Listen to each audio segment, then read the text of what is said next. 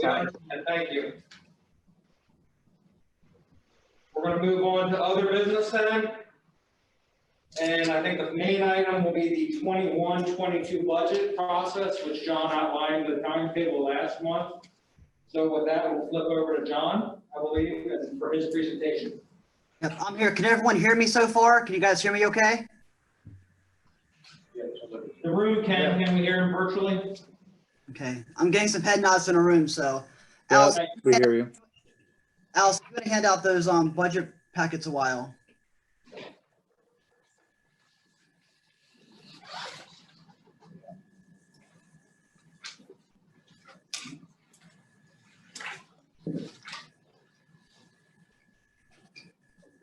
So JOC members who aren't in attendance, I'm going to email you after the meeting. We'll email you the PowerPoint that way you guys have it as a draft version. So just as if you guys are here at the meeting, so we will hand it out then.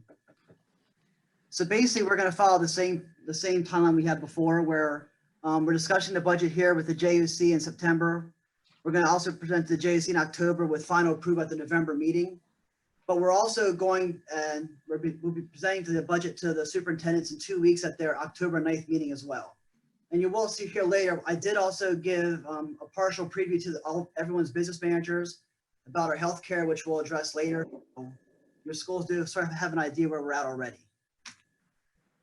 So looking at enrollment, basically at September 1st, we had enrollment of 1706. So projected enrollment for next year, look at 1700.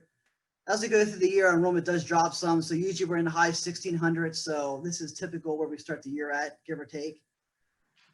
So it's rolling right into our budget itself. So looking at our revenue budget. So you'll see member district tuition. We did add a line here, which is new for this year. We added the 1920 actuals, so you can guys see where we are at as of now. And it's not been audited yet. However, it is the actual as of today. So you'll see member district tuition, we keep the same from 2021 to 21-22, just to see where the deficit is in the end. You'll see our vacation-led subsidy, we're increasing 73 grand because as of now in 2021, we're going to get $2,148,000 as of now. So I increased that budget from $2,052,000 to $2,125,000, a $73,000 increase. Our retirement reimbursement, we're increasing by $290,000. You'll see our actual as of now is $2,328,000 1920. We budget $2,110,000 in 2021. So I'm going to increase that by $290,000 to $2.4 million, a 13% increase. We had under budgeted a little bit retirement reimbursement, but now we're trying to get that closer to actual.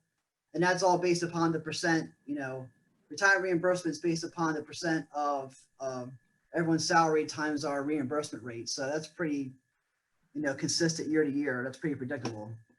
Social Security reimbursement increased that 10,000. We got 478 in 1920, so increasing that to 485 from 475 last year. That's not a big line item.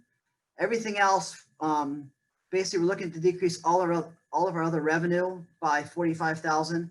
Basically, we had budgeted 60,000 for this current year, 2021, in interest earnings, and that's going to drop significantly. So as of now, so I decreased that by 40,000. Other than that, there's a few lines that make up everything else there. So basically, you'll see we don't have lots of tuition revenue items or opportunities. So basically, the big ones we have are district tuition. Everything else, for the most part, or vacation subsidy, retirement, Social Security. Those are all flat line for the most part for the state or based on expenses. So we don't have lots of opportunity to increase anything except for member tuition. So we're increasing revenue by 328,000. Looking at our salary and benefits, these are the big items. So basically, look at 1920 actual. They're here just for you guys to take a look at. The one big thing for the health is health insurance for 1920. If you remember back in June, we approved sending an extra $500,000 to Lincoln Benefit Trust. Our health insurance rates, our claims, actually, we're self-insured, just like almost every other school in the county. We've had horrible claims the last 2 years. When I say horrible, that's with a capital H, and everything else is capitalized too. We've had horrible claims. You'll see a graph later to show how bad our claims have been and how our fund balance at the Lincoln Benefit Trust has dropped so much. So basically, we have in health insurance, we spent $2.4 million, give or take, this current last school year. You'll see $500,000 of that was paying extra in 1920. So the 2021 budget's $2,268,000. We're looking to increase that budget by $400,000. It actually says $345,000. $400,000 is the increase, which is about 21%. And the other $55,000 is givebacks for both the employee contributions and employees changing their plans from, say, 2-person to single or family to 2-person or single. So that's the big landmark. That's the big thing. We're going to discuss that a little bit later. But basically, we're looking to increase our budget by $400,000 or 21% for health insurance. Everything else going down through is just percentages: FICA, retirement, workers' comp. That's percentages based upon salaries, which are using 3.79%. And all of our associations or unions, they're all under contract for at least the next 3 years after next year. You'll see tuition reimbursement, we're keeping flat line. We spent $155,000 last year, budget $150 this year, budget $150 next year. So all of our controllable expenses, basically transportation is the big one, increasing $50,000. That is strictly the increase in the daily rate. So that daily rate for the 21-22 school year is $255 a day per bus. So that $50,000 increase is only an increase in the daily rate. You'll see we're increasing the athletic budget by $34,000. That's a combination of both adding girls basketball, which we currently have this year, and it's also an increase in the transportation costs. We were sort of fortunate where we were able to use Durham's buses sort of to provide transportation, which we're not able to do that anymore. So we need to contract some of that stuff out. So we're seeing about a $10,000 to $12,000 increase in our transportation as well. You'll see we spent $424,000 in 19-20. We'll see where we come out this year in athletics, and we'll go from there looking at the 22-23 budget. But that's not a huge, number in the big scheme of things. You'll see the other budgets are increasing $14,000. $10,000 of that is the increase in the psychologist cost. We have 2 psychs from the IU. So basically, that's just the increase in the contracts that we have. So basically, that's their salary and benefit increase. The other $4,000 is an increase to our school resource officer contract, which we have through York Area Regional Police. So that's just an increase basically for salary and benefits for that as well. So really, when you look at our overall controllable costs, the transportation budget's contracted, so we don't have much control over that. We're flatlining everything else from facilities, our academics, our technical. We're flatlining all that, increasing our athletic budget, obviously, because we're adding girls basketball here. So we're seeing an increase in those costs of $98,000. So when you go to combining our overall salaries and benefits and our operational costs, it's an increase of $1,081,000 or 4.17%. So salary and benefits obviously is a major driver of that, $983,000 of that. So like I said before, the big issue we have is our Lincoln Benefit Trust, which is our health insurance trust. You'll see this light colored green line that goes up through here. Can you guys see that mouse okay? So basically, that's our fund balance that we had at the Lincoln Benefit Trust. You'll see back in 2005, it was $500,000. It climbed up to, in 2015, to about 4.3 million, give or take. And that was a combination of both good claims years and the money we were putting into the trust.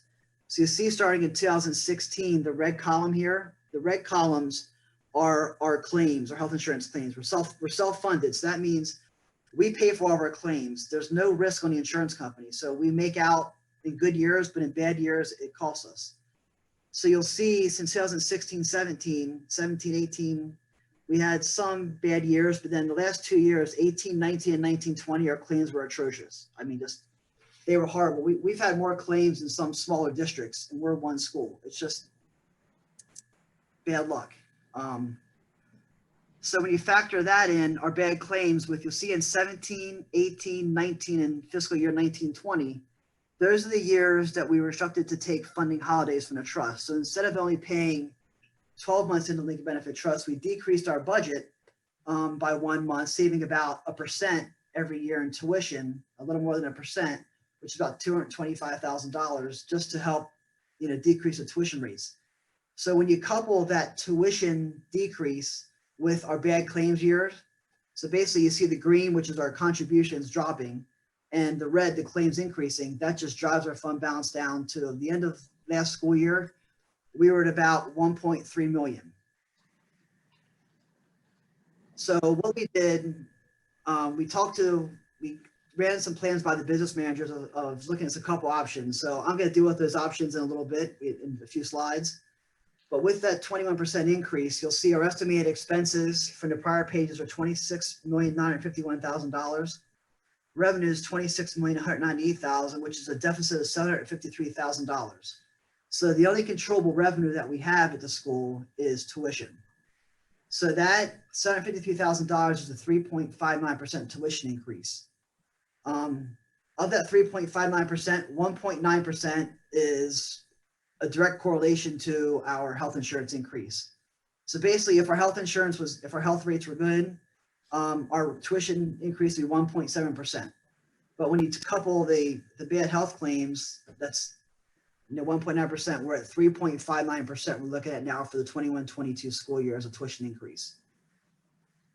So as you know, we don't keep a fund balance at York Tech. So any excess revenue we have every year of expenditures, we send back to the sending schools. It's varied from $600,000 up to, you'll see in 1920, we're looking to send back $1.2 million. Within our budget, $500,000 we have as a reserve, simply to send back to the sending schools to keep as cash reserve. So above that 500,000, we have 700 grand of excess revenue of expenditures last year. That's a combination of, well, there's a few things that make that up. One of the major items is we saved $375,000 last year in transportation. And most of that came because we weren't transporting kids from the middle of March due to the COVID school closure. So $375,000 of that $700,000 is directly attributable to not transporting students. Our vacation ed subsidy, they'd increased for the 1920 school year, which was unanticipated. So we had a $250,000 positive variance in our current tech ed subsidy. That's your equivalent of your basic ed subsidy. So I don't foresee that increasing next year or for many years going out, but we did receive an extra $250,000 there from the current tech ed subsidy. We also saved about $350,000 in salary and benefits, a combination of the school closure, some open positions, and attrition from senior teachers retiring, hiring younger teachers who also had single plans versus family plans. So those were the major things. I mean, the current tech ed subsidy variance, transportation variance, and salary and benefit variance. So last Wednesday, we had our monthly business manager meeting with all the business managers from York County. 13 to 14 business managers were at the meeting along, there was one was not present, but I did fill them in on the conversation. So there was an option that was discussed with the business managers about, instead of sending that $700,000 of excess revenue over expenditures, not counting $500,000 reserve, we talked about sending 700 grand to Lincoln Benefit Trust to help decrease our budget for next year. It would decrease it by, it would have a minimal effect. It would decrease our health insurance rates by 2 or 3%. The main concern, which is from the business managers, is they thought it was best to have our health insurance rates reflect our claims. So basically, instead of giving money to the trust, building a fund balance there and having low rates in our budget, every business manager came to a consensus, which is doesn't happen too often. Everyone basically said the best thing for us to do was to return the $1.2 million to the sending districts proportionally based upon membership, and to increase our budget to try and more quickly reflect our actual healthcare rates.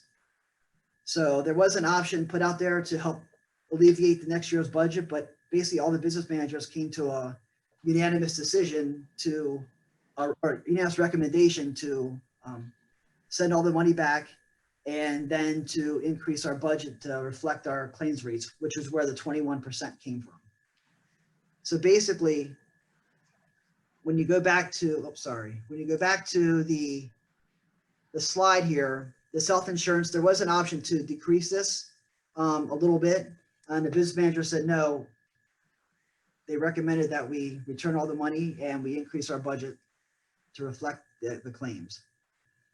So when you look at our historical budget expenses, you'll see this purple line is salary and benefits. And everything else down here is all of our budgets. Like you'll see the top line here is transportation. That's one of the lines that's increasing a little bit. And some of those increases came from both, the JOC recommendation to add buses the last few years and just our transportation costs increasing. Everything else for the most part is pretty well flatlined. So you'll see the purple line is our salary and benefits, which basically that's the main driver of our budget and our budgetary increases. When we look at our historical budgeted revenue, you'll see this green line is our tuition, which represents about 80% of our budget. You'll see the red line down here is our vacation-led subsidy, which we don't have control over, and our retirement reimbursements in green, which is a direct correlation to our salaries, our contracted salaries. So basically what you'll see is the only real variance that we have in revenue that we can control is a tuition. So basically any salary and benefit increase for the most part follows through tuition. So I guess we're at the point where we look at having a discussion of where we're at right now. So basically we're looking at a 3.59% increase, of which 1.9% is related directly to our health insurance, which is, like I said, it's a combination of both reducing our rates in the last couple of years by taking the funding holidays. And the one also thing that was mentioned by the business managers is that the last 4 years, our budget in forms of tuition has been artificially reduced because we've been taking funding holidays to spend down the fund balance. So basically our budget has been somewhat reduced in form of tuition because we've been taking funding holidays at the trust. So this kind of gets us to where we need to be as a starting point, at least.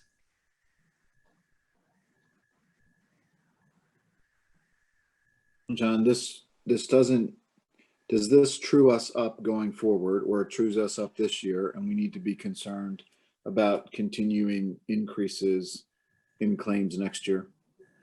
That's a very good question. So if we needed to get back to where we needed to be, it would be about a 45%. I don't have it right in front of me. It's 40.5 and a 49% increase for next year, which is way too much. So what the actuary does at the Lincoln Benefit Trust, they take that rate and they smooth it out over a few years.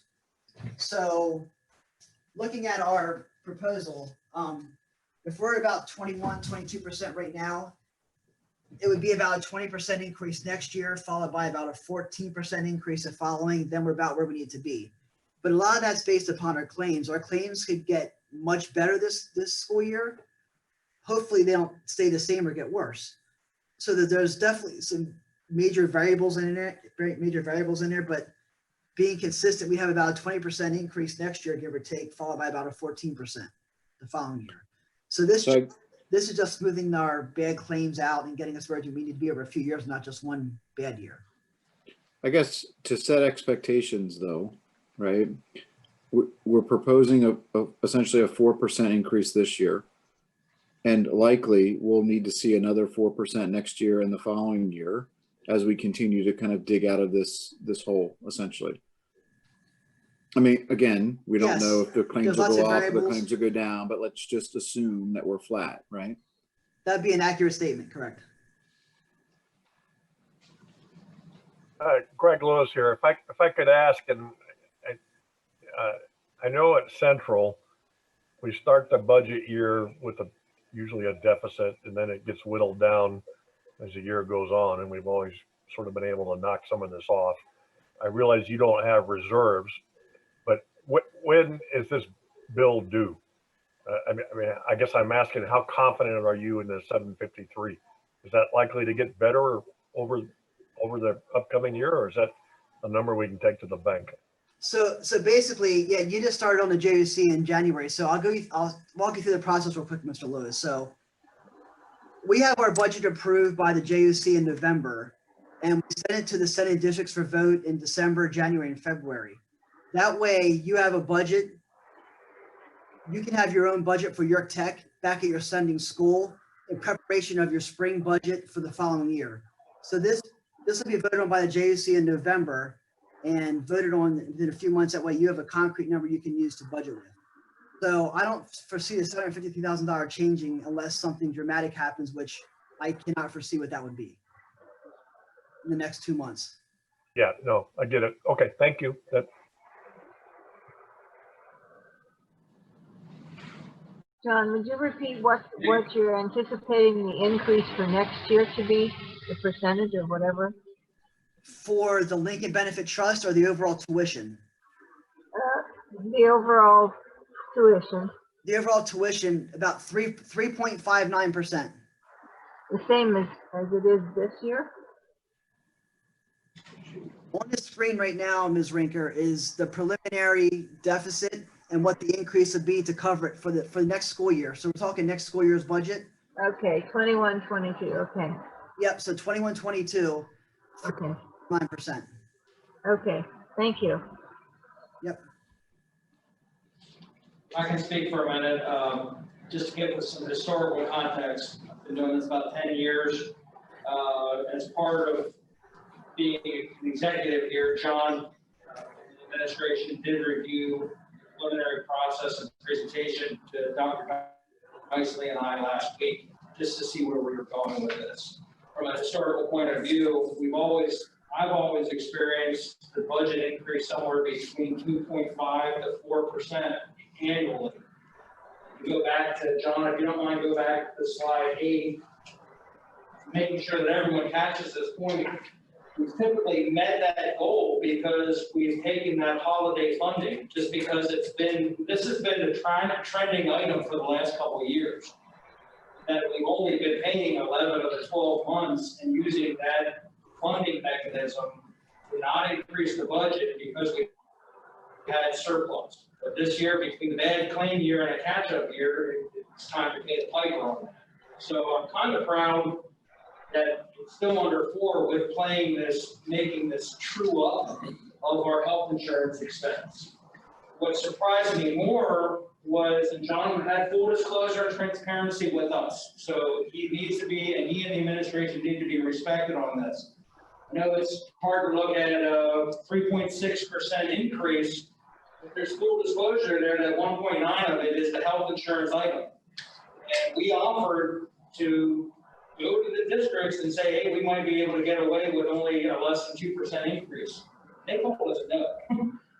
So from the hat of school district, you scratch your head, but that's what the business managers want. It seems like the superintendents will have their review in a week. We're only October with Dr. Nicely. They seem to be trending that way too, to true this thing up and to take this pain out. We're glad that we only have this as the only major pressure on us at this point. And to be honest, to answer the question Mr. Blevins had, they're still in whole to cover with the Lincoln Benefit Trust, but we're still holding on to the money instead of them. And my way of thinking is it's also going to take off some pressure. You see how consistent our other expenses have been year to year over the last decade. That we're maybe taking a little bit more funding now, but that the blessing of the school districts, and my way of thinking, it looks like it may take pressure off of the 21-22 or the future budget after this, when we're sitting here, that it's giving us a little bit more flexibility because we are building that catch-up in. So I think this does hit us at the right time to keep our annual increases in line with what they've historically been. And we've been transparent with the options to the districts that, again, I'd like you to consider this, use the next couple weeks to hash this thing over and work with the administration and take this back to your district and see what we need to do. The bottom line on the timetable is the reason we do this so early is if it's not going to be accepted by the districts, we need to have that concurrence early so that we can make adjustments so that then we can approve the budget and get it out to you all so you can incorporate what the funding is for your own budgets for March to May timetable. So that's where we're at. I just want to thank the administration for their transparency and for their cost containment. Bill, Mr. Lytle, I completely agree with you. I think it makes a lot of sense. I think it looks like a good plan.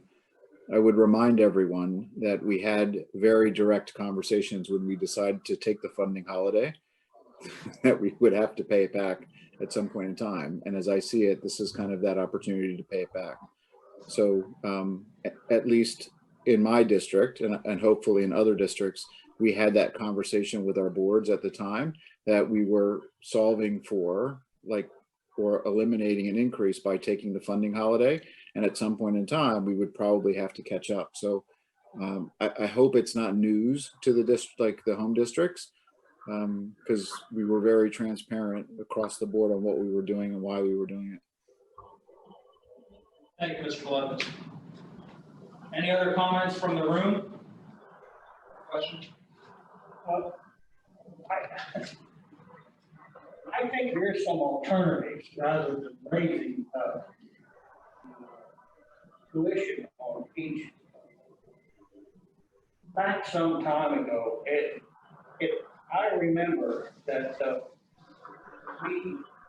it was suggested by the administration here that we increase the number of our students at the school. Instead of 1,700, it would be, I don't know the number, but it would be without increasing any personnel.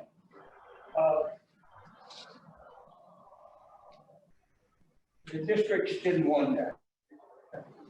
It seems to me if we did that now, we possibly could reduce that increase. The only thing, you remember that discussion? I've been advocating for we called it the full airplane model. We wanted to make sure that we were filling each room to capacity, but I think if I'm understanding Mr. Mentz's theories over the last several years, we are reaching that point where we have full classrooms and we're talking about adding students. We would be looking at additional staffing. That's what I think we have. All I'm saying is at that time, I think and that's why the number 1,700 has been the target for at least the last 6 years, to my recollection. Correct. And that's been the full airplane is 1,700 at this point without any other staff considerations. I would only ask what makes the difference then and now as far as maximum classroom or maximum staff then and now. What's the difference? We never said we could go over 1,700 and not add staff. I don't ever remember. And not add what? We never said we could add more students because we add students here to add tech areas, and then you have to add academic teachers. That's the key. Every tech program is pretty much full. I think maybe you might be referring to when some of our tech areas weren't full.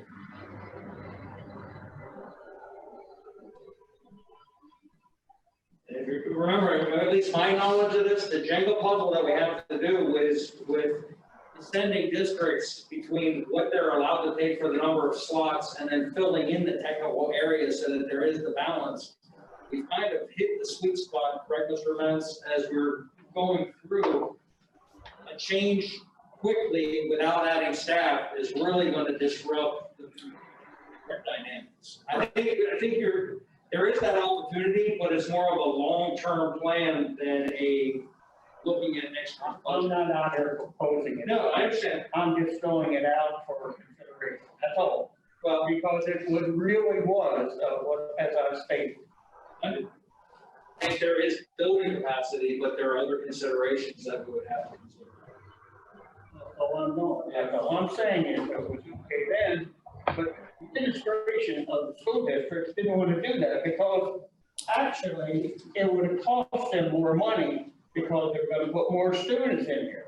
But our job as a vocational school, and more so now than ever, is to train as many students as possible. And all I'm saying is let's look at it. Understood. Thank you. But that is the unique dynamic of us, is that we can control our expenses indirectly by controlling the number of students we enroll. You know, the sweet spot also is the delicate balance. I think if I can bring in Mr. Gephardt from years ago, he's always speaks in the back of my head, is he always looked at the waiting list. That's the bigger issue, and how many could you roll on? And are we at the right spot of non-acceptance of people? Because you look at the academic success that we are having here, we're really getting the kids who want to be here, and we're definitely producing. So it's just that delicate balance, and I think the administration has that awareness. Again, I go back to, we could have brought a budget forward to the districts, less than 2% increase. They told us to add to 1.9. So that's what gets us up to the 3.96. So again, we gave them the option. I think, any other comments from the room? Just to try to keep order. Any comments from the online personnel? No. Okay. Like I said,